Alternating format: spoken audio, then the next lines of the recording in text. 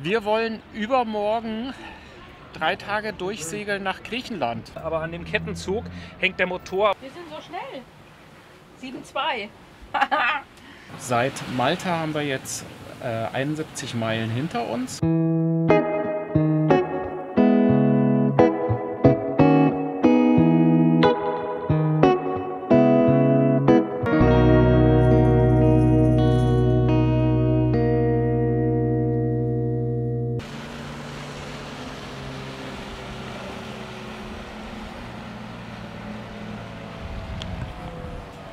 Es gibt Leute, die haben ein schnelles Dingi. Es gibt Leute, die haben ein leises Ding. Genau, wir haben ein leises Dingi. Bei uns macht es immer Spaß, abends durch den Hafen zu tuckern. Wir wollen übermorgen 3 Tage durchsegeln nach Griechenland. Ja, das ist der Plan. Die Vorstellung, die Idee. Wir haben ja keine Pläne. Es gibt aber da noch ein kleines Hindernis. Das zeige ich euch gleich. Also wir wissen nicht, ob es was wird, aber wir arbeiten darauf hin.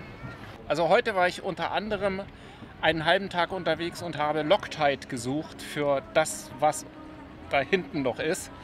Und gestern war ich auch schon unterwegs und habe Loctite gesucht. Das ist gar nicht so leicht, das auf einer Insel zu bekommen. Also das konkret, was ich gebraucht hätte, kommt in 3 Wochen wieder hier an. So. Ja, so lange bleiben wir aber nicht. Nö. Nein, auf keinen Fall. Aber jetzt gucken wir mal, was da hinten eigentlich los ist, oder? Ja, macht vielleicht Sinn. Das hier ist das Interessante. Ich gehe jetzt nicht zu sehr ins Detail, aber an dem Kettenzug hängt der Motor und das Interessante ist, wir sind an einer Boje. Also ich habe den schon mal im Winter rausgehoben oder angehoben, den Motor. Aber wir sind jetzt an einer Boje, das heißt, ich bin komplett auf mich alleine gestellt. Ich zeige euch mal kurz, was los ist. Also mehr gibt es natürlich dann auf Hafenkino Technik. Ich zeige es euch nur mal kurz. Ja, was aufgetreten war, ich hatte festgestellt, dass der hier, die Nutfeder, dass die Spiel hatte. Und deswegen habe ich den Motor jetzt ein Stück zurückgezogen, damit ich die Nutfeder wieder einbauen kann. Also der Motor ist im Moment auf Holzfüßchen. Und so sieht im Moment die Verbindung aus zwischen Getriebeausgang und Welle vom C-Drive. Das heißt, so könnten wir natürlich jetzt auch gar nicht fahren. Ich habe das jetzt soweit befestigt, wie ich es befestigen kann. Ich denke, dass ich morgen den Motor wieder eingebaut habe, sodass wir am Sonntag hoffentlich nach Griechenland fahren können. Sportlich, ne? Ich finde ich das ganz lustig, aber ich hätte mir auch gerne die Arbeit gespart.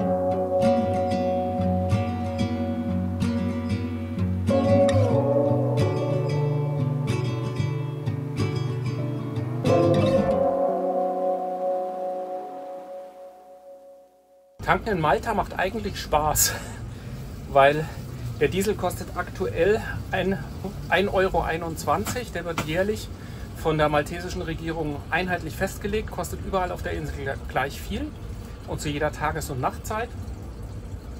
Und wenn man es mit dem Tankwagen bestellt, das ist die bevorzugte Variante, dann ist das Marinediesel. Das heißt, er hat keinen Bioanteil. Ich habe jetzt hier an der Tankstelle geholt und muss jetzt noch ein Biozid reintun, damit ich kein Dieselpest bekomme, also damit sich keine Bakterien im Tank bilden, die dann so einen Schleim bilden und mir den Ölfilter verstopfen. Ich hätte lieber den Tankwagen bestellt, weil ich aber ja die Reparatur gestern und heute noch gemacht habe, hätte ich den für heute Mittag bestellen müssen und ich bin erst heute Mittag fertig geworden und ich wusste auch nicht, ob ich länger brauche. Das heißt, das war mir zu knapp. Morgen ist aber schon das gute Wetterfenster, deswegen bleibt mir jetzt gar nichts anderes übrig, als mit dem Schlauchboot hin und her zu fahren und ja mit Kanistern eben so lange zu fahren, bis ich genug Diesel habe. Das sind 300 Liter, das heißt, das sind mindestens 4 Fahrten, je 80 Liter.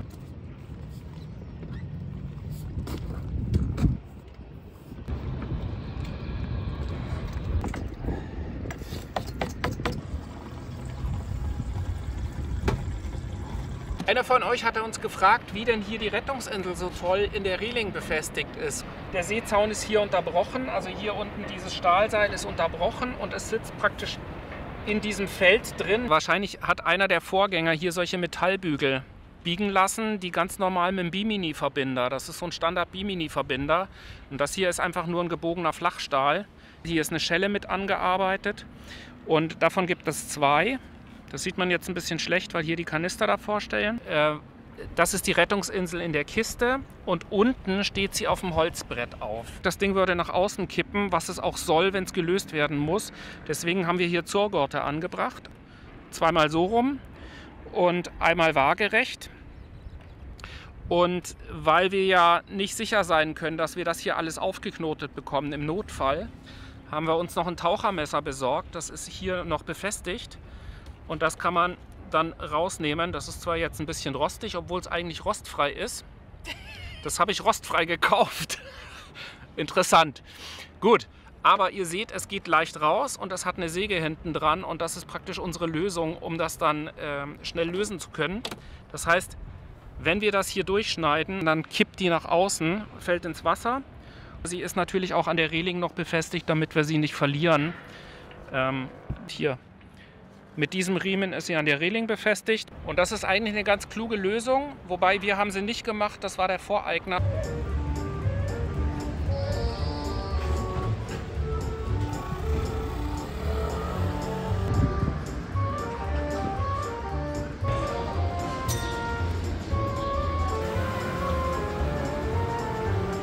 Wir sind bereit, es geht los. Wir sind einigermaßen aufgeregt, glaube ich, oder? Ja, irgendwie schon. Also ist zwar nicht unsere erste Fahrt, aber irgendwie weiß ich nicht. Ich habe jetzt gerade noch Bildschirmaufnahmen gemacht vom Wetter, von Windy und Predict Wind Offshore, weil wir ja ohne Internet unterwegs sein werden. Wir haben Starlink noch nicht aktiviert und werden es auch nicht machen, weil in Griechenland brauchen wir es nicht. Also wir fahren heute ab und fahren direkt hoch zu dem Peloponnes. Nach Pylos und das sind ungefähr 350 Meilen, also wir rechnen mit 3 bis 4 Tagen, ganz gemütlich. Und der Wetterbericht sieht aber nach gutem bis mäßigem Segelwind aus. Ja. Also es kann sein, dass wir mal Flauten haben, aber die Welle wird freundlich sein und wir werden wahrscheinlich keinen Starkwind haben.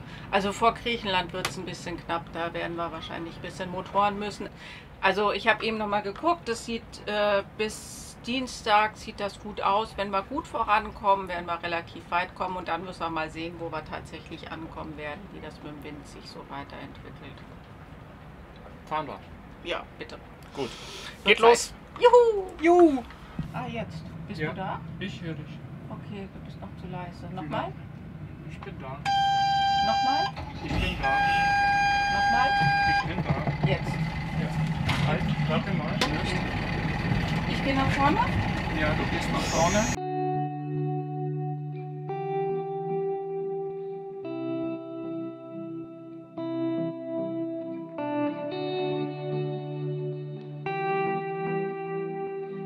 Also wir sind gerade losgefahren, fahren jetzt dann aus der Bucht raus und werden Kurs nach Osten setzen. Erstmal auf Kreta zu für die nächsten 2 Tage und dann nach Norden abdrehen.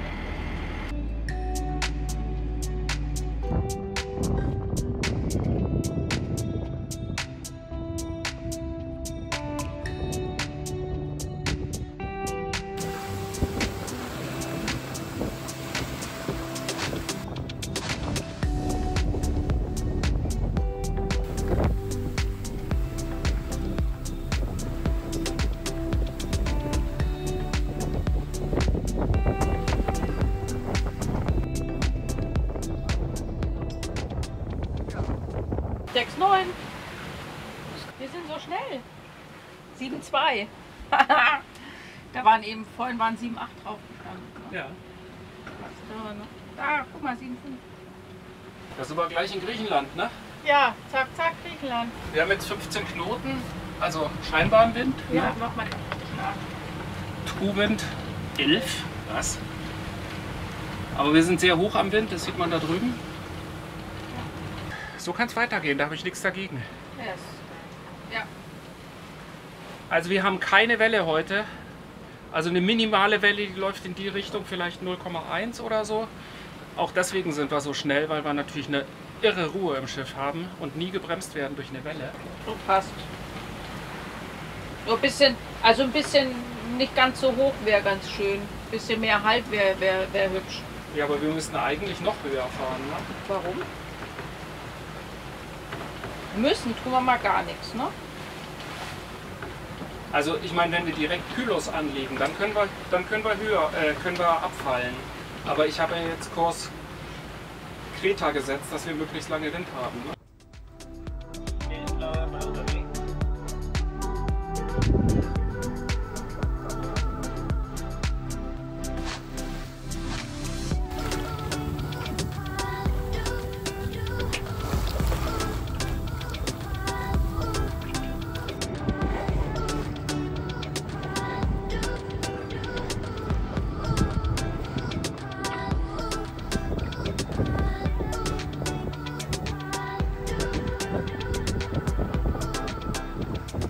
Als wir vorhin losgefahren sind, hatten wir richtig kräftigen Wind und sind teilweise über 7,8 Knoten gefahren. Das war total toll. Also wir hatten auch einen Schnitt von 6,5 Knoten. Jetzt haben wir aber nur noch einen Wind von 6,5 Knoten echter Wind und fahren trotzdem 4 Knoten. Und ja, also es ist jetzt recht ruhig. Wir fahren durch eine riesig große Reede durch. Ich zeige euch mal das AIS. So sieht das gerade aus. Das sind wir. Die ganzen hellgrünen Schiffe, das sind die Schiffe, die hier auf Reede liegen. Faszinierend. Und sind nur wenig Schiffe tatsächlich in Fahrt. Also vor uns ist ein Segelschiff, die Santina. Die kennen wir auch. Und von da drüben kommt irgendwie ein lokales Schiff. Das wird uns kreuzen, irgendwie mit so halbem Seemeile Abstand, laut AIS. Also ist auch sehr entspannt. Und ich zeige euch mal, wie es draußen aussieht. Überall Schiffe.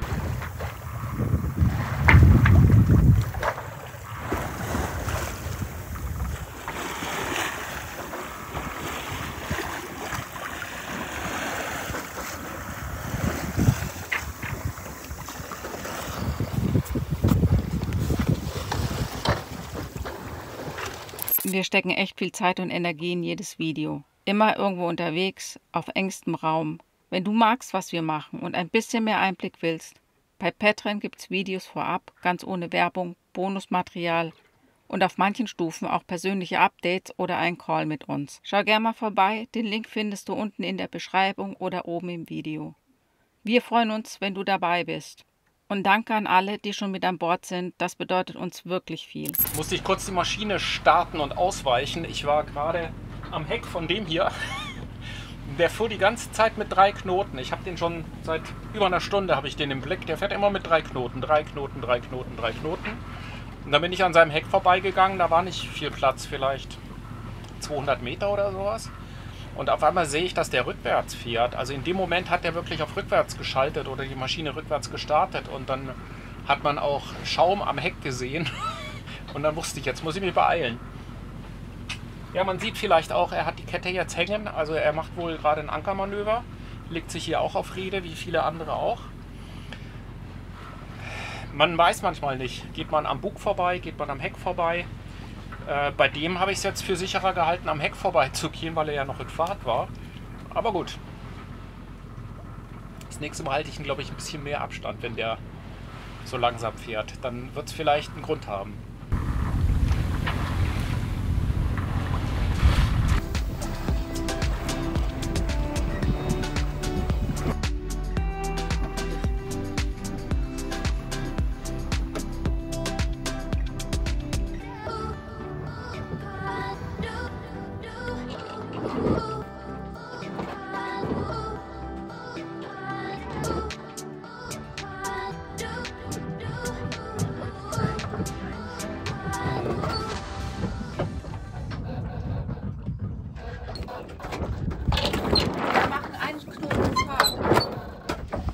Wir machen keine Fahrt mehr.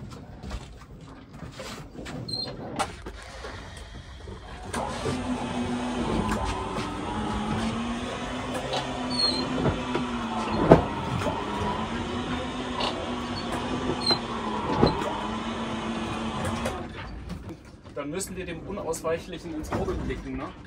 Ja, sieht so aus.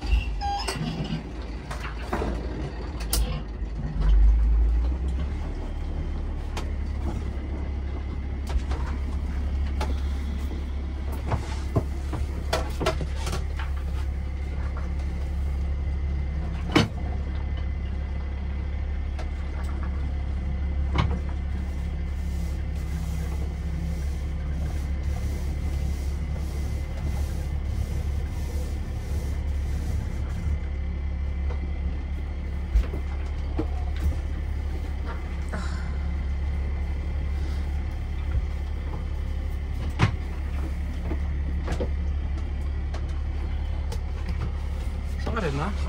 Ja, Hat gut angefangen, aber hilft ja nichts. nee. Aber du kannst auch nicht im Mittelmeer erwarten, 3 Tage durchgehend perfekten Wind zu haben.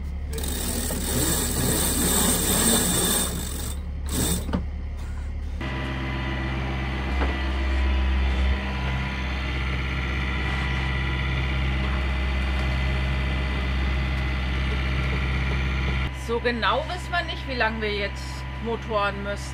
Vielleicht bis heute Nacht 4 oder 5, bis morgen früh. Hat ja gut angefangen. Wir konnten ja jetzt 36 Meilen sind wir jetzt gesegelt. Das ist ja schon mal nicht so verkehrt. Das war jetzt nicht mehr auszuhalten, das Geschaukel. Das war und das Geschlage von den Segeln und keine Ahnung. Also wenn wir den Wind jetzt achterlicher gehabt hätten, dann hätte ich die Genua ausgebaumt. Dann hätten wir weiter segeln können. Mit halbem Wind und so wenig Wind reicht das einfach nicht. Die Segel schlagen, das habt ihr ja gesehen. Und ist schade, aber es hilft ja nichts.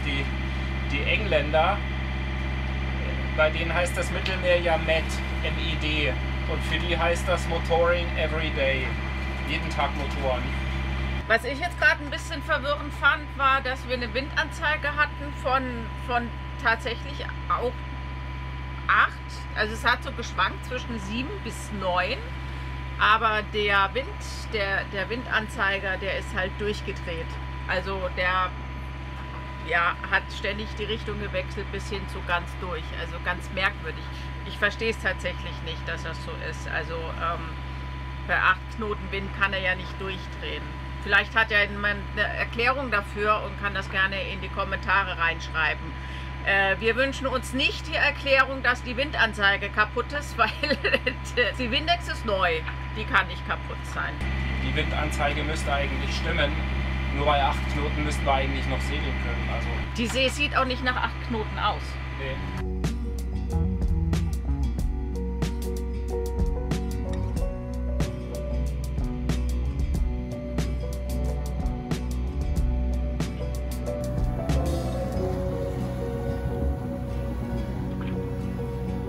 Es ist 20 Uhr, wird langsam dunkel. Wir haben uns jetzt auf die Nacht soweit vorbereitet. Christoph legt sich jetzt schon mal hin, weil er ist eher so der Frühschläfer und ich bin eher so der Spätschläfer. Und dann passt das ganz gut. Er schläft jetzt und nachher tauschen wir. Dann lege ich mich hin und er macht die Hundewache. Der Wind soll auch irgendwann wiederkommen. So heute Nacht mit Glück. Ist ja immer nicht so ganz präzise. Es ist auf jeden Fall ein nicht sehr starker Wind, aber das war von vornherein klar. Besseres Wetterfenster gab es jetzt nicht die nächste Zeit und schauen wir mal. Wer weiß. Vielleicht können wir heute Nacht wieder segeln. Wenn ich schlafen gehe, machen wir die Segel wieder raus. Dann ist es auch ruhiger. Kann ich besser schlafen. So sieht's aus. Wir kommen ganz gut voran. Ist halt nervig zu Motoren. Ich glaube, jeder Segler kennt das. Das ist nicht so schön, aber es hilft halt nichts. Aber wir wollen uns nicht beschweren. Wir sind ja vorhin schon sehr schön gesegelt und es wird auch wieder kommen. Und ab in die Nacht.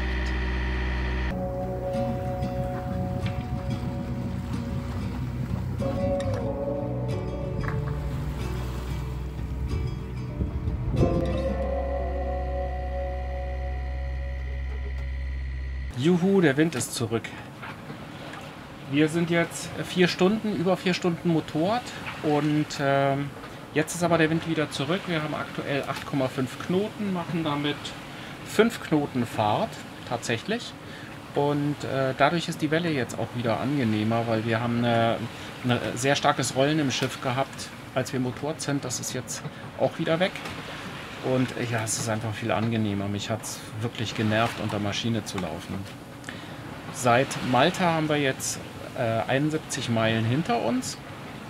Wir fahren weiter grob Richtung Kreta, um dann später nach Norden abzudrehen. Und bisher keine Probleme. Die Batterieleuchte geht manchmal an und dann wieder aus.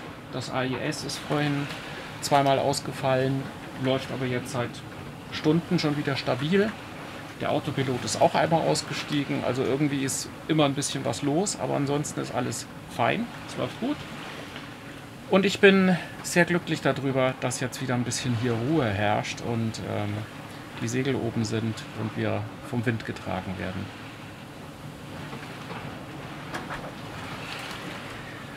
Das ist jetzt sehr schade, dass wir von Malta so wenig gesehen haben. Wir hatten ja nur einen Nachmittag in Valletta. Ansonsten haben wir viel zu erledigen gehabt. Wir werden aber ganz sicher zurückkommen nach Malta. Das ist so eine spannende Insel. Und die Bojen in Sliema, die sind ja wirklich so zentral, dass du überall hinkommst. Also das war schon wirklich toll. Das hat uns wirklich gut gefallen. Aber jetzt geht es Richtung Griechenland. Und Griechenland waren wir beide noch nie, weder Marion noch ich, auch nie im Urlaub. Das wird sehr spannend und ich freue mich darauf. Das ist eins meiner Traumziele im Mittelmeer. Da gibt es bestimmt viele schöne, ruhige Buchten und wir freuen uns darauf, da ein bisschen die Landschaft zu erkunden.